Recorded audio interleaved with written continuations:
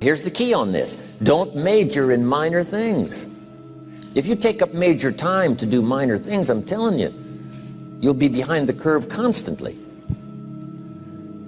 Here's what we learn in sales training. What's major time and what's minor time? Here's minor time, thinking about prospects. Here's minor time, making lists of prospects. Here's minor time, keeping books on prospects. Here's minor time, going to see the prospect. Here's minor time, evaluating the prospect after you've been there. That's all minor time. Here's major time, in the presence of the prospect. That's major time. And if you took a look, if you're in sales and you took a look at a week, you'd say, my gosh, I'm spending 90% of my time on the minor stuff and so little time on the major stuff in the presence of. How many hours in the presence of in my day? How many hours in the presence of during my sales week? Because the time that really counts is in the presence of the prospect. Majors and minors. Here's another key time management essential. Don't mistake movement for achievement. It's easy to get faked out by being busy. Guy comes home at night all exhausted, falls in the chair and says, oh, I've been going. Here's the big question. Doing what? It's not the going. Some people are going, and they're doing figure eights. Their progress is small. So don't mistake movement for achievement. Here's another one in sales we learned. Don't mistake courtesy for consent. If somebody's pleasant and they nod, you say, oh, they're going to buy. No, they're courteous. You can't mistake courtesy for consent.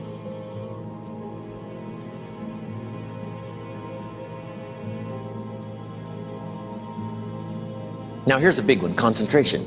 I had to learn this. All those years ago, I'm in the shower trying to compose a letter. Found it turns out to be a strange letter. So here's what I learned to do. Save the work till you get to the office. Save the work till you get to the work. Don't try to get to the office on the way to work. On the way to work, enjoy the way. In the shower, enjoy the shower. Then go to work when you get to work. I found this to be helpful. Concentration. Here's another big one. Learn to say no. I'm telling you, in such a social society we have now, it's so easy to try to be a nice person, saying yes to everything. Find yourself overloaded. Now you got to call and make the, well, gosh, you know, all the time it takes to back out of something that you said yes to too quickly. Here's what might be better. I don't think so, but if that changes, I'll call you. Little things you can use not to overcommit yourself. My friend Ron Reynolds says, don't let your mouth overload your back. It's a good one. Now here's a big one on time management. When you work. When you play. Don't mix the two. Don't work at play. I used to take my family to the beach and I would bring my briefcase.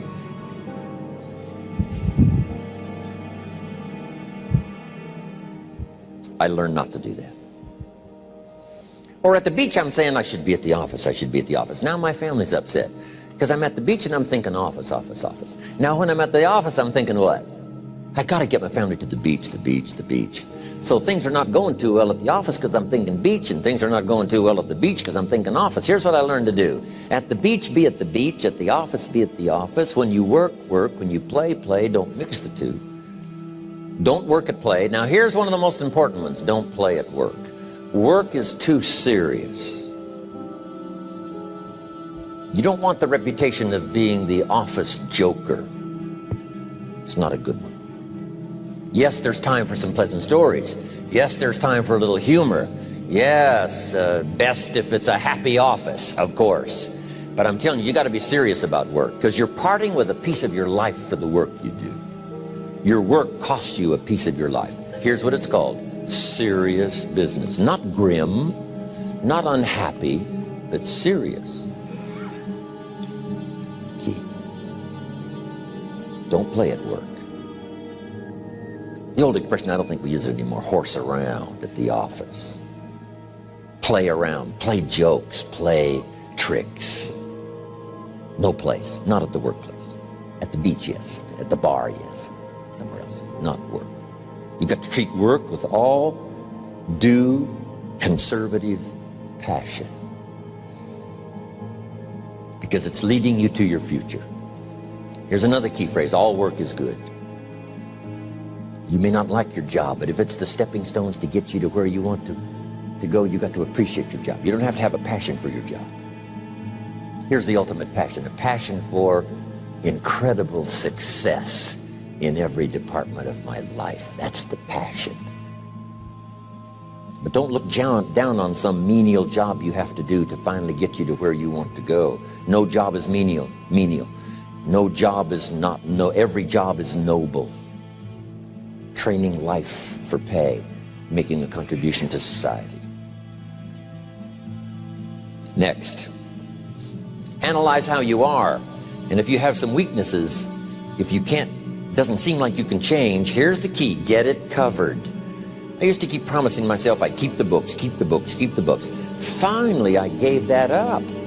And back then, it only took me an extra $50, $60 a month for some accountant to keep the books. I said, no, I'm going to save the $50. You can't believe what I started losing in productivity because I tried to save the $50. So the key is, a lot of the time you can stay like you are, but just make sure you get it covered. Okay. Next, beware of the telephone and all other systems of communication, especially the telephone at home and systems of communication at home. And here's one of the best lines I've got for you for the weekend: let all communication systems serve you, but don't let them intrude. When it comes time to have dinner with your family, you shut off all systems, unless the ones that can take messages silently. Don't let the phone ring. Don't let anybody intrude, come through the front door nor the back door, nor through the telephone or any other device. So you can't reach John and his family when he's having dinner. The President of the United States couldn't get through. If you develop that kind of a reputation, father, mother, when we have dinner, when we're visiting and have this time with our family, nothing intrudes. So don't let these clever little devices keep intruding. You've got to have a place that's sacrosanct. It's valuable. You don't let anything in for that period of time. Okay. Isn't that good advice? Excellent advice. Here's the next one. Read all the books. You know, I've only got a few notes here on time management, but if you've got some particular challenges, you run a big organization, a big corporation, you've got some challenges, there's plenty of books. Now, here's what's next. Just be more alert to the things that might be stealing your time. Here's why. Time is like capital. You can't let someone steal your seed corn. You can't let someone steal your capital. And you can't let someone steal your time.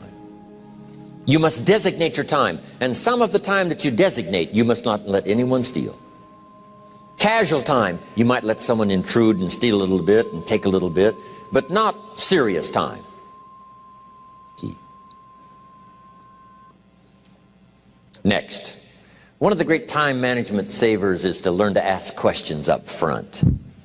Sometimes you talk to somebody for an hour, and then you ask questions and find out if you would have asked those questions up front, you could have saved yourself an hour. Asking questions up front helps you to get to the problem now. But if you just launch into some discourse, you might waste 30 minutes, waste an hour, when here's what you should have been talking about. After you finished an hour, you say, John, what's really the problem? He said, well, it's something personal. See, that's what you should have been talking about this whole hour. Key. Next, learn to think on paper. Now we're going to take a break. Some ways to think on paper. One, we've covered one. Solving problems. Take it out of your head and put it on paper. Another one is setting goals. Making these lists we've already started. Here's another good way to think on paper. It's a projects book. Each person you're working with and each project you're working on, get a loose leaf binder and a tab and some pieces of paper behind the tab, and do a little continual summary of how it's going between you and that person and between you and that project. I call it a projects book. It is so useful to me. But what's going on between you and this person? When you last got together, what did you talk about? And you got a few notes there. Here's what we talked about the last time we got together. Now when you get together again, you can review that so you'll know better what to talk about. When the president gets ready to travel and he's going to meet some important people, guess what they bring him? All these briefing books. Right? The last time you were with Khrushchev, Kennedy is informed. Here's what he said and here's what you said. Kennedy said, oh, that's valuable. I need to remember that. If a person is important, it's worth a little running account. You might even have a projects book for your children. Here's what's happening between me and my child. We've talked about this, and we've talked about this, and we've talked about this. Next, a day timer. Keeping track of all of your appointments. You know, mine is all filled with, when to catch an airplane and when to do a seminar and when to sit down and have a conference, all the rest. Next is a game plan. If you've got a house and the, insurance is going to come due and some other things are going to come due, you just put it on a spreadsheet and make sure it's taken care of. Key phrase, take things out of your head and put them on paper. And the key is to just experiment with different ways that helps you to do that. Now here's the last one, thinking on paper, and that's to keep a journal. One of the things I'm known for around the world, have been now for 39, 40 years, is keeping a journal. Now my journal is not it's not necessarily it's not like a diary. It might be part diary. I'm flying over Ireland and I write down a few little things that impress me. Today I met this person. Wow, what an extraordinary event. Today I conducted this seminar in Rome. 1,000 people stood up and sang for me. I've got a little bit of a diary in there. But here's what primarily your journal is for. Collecting good ideas. A journal is to collect good ideas on your health, good ideas for your business, good ideas for your future, good ideas for time management. Because I used to take notes on pieces of paper and torn off corners and backs of old envelopes and restaurant placemats. And I threw all this stuff in a drawer. It did not serve me well. I finally learned to get a bound copy, right? And just keep a journal, right? If I was here, I had my journal, I'd be taking notes, right? These 2 days in my journal. Now, if you're caught without your journal, you just take the notes. When you get back home, you put those notes in your journal, throw the paper away. Because we don't usually go through paper to review. But see, my journals now make up a significant part of my own library. My journal's all reserved privately for my children and my grandchildren. Can you imagine what I've collected over the years? It's unbelievable. There are 3 treasures to leave behind. I think you've already got those notes, right? Here they are. Number 1, your pictures. Don't leave the event unrecorded. It takes only a fraction of a second to say, here's who I was with. When I travel the world, right? We take all these pictures, and here's one of the gifts. People send me the pictures they took of me and them. It's part of the treasures I have on the farm.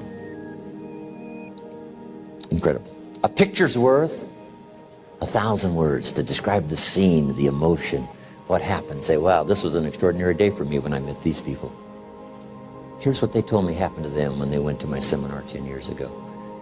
Wow, the drama comes back if you've taken the pictures. It's one of the treasures to leave behind when you go. Remember the old photographs that we have now of, 100 years ago, 70, 80 years ago, just a few photographs?